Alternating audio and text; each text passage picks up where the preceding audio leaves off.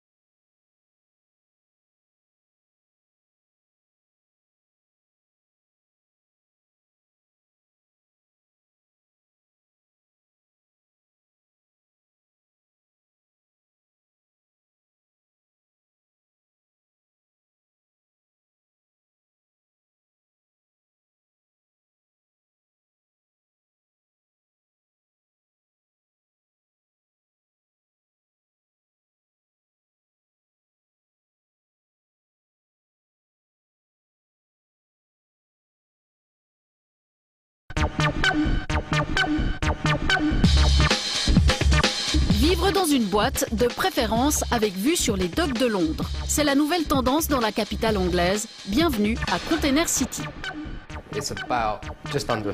Le loyer est inférieur à 1000 livres par mois. Dans un cadre pareil, avec vue sur la Tamise, c'est vraiment pas cher.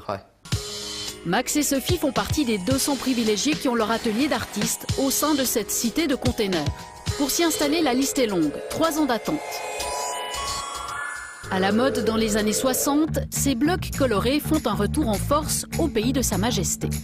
Auparavant, ces containers maritimes transportaient de la marchandise chinoise. Trop chers pour être rapatriés en Asie, ils sont recyclés en habitation.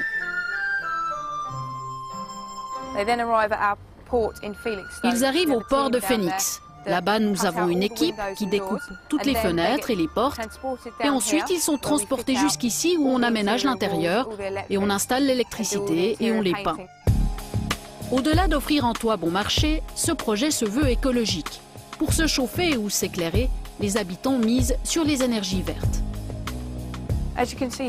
Ici, c'est l'endroit où on collecte l'eau de pluie. Elle passe par ici, à travers cet énorme bassin. Elle est filtrée et ensuite utilisée dans toutes les salles de bain du bâtiment. Autre avantage de ce concept, sa souplesse d'utilisation. À l'inverse d'une maison, les containers peuvent se moduler.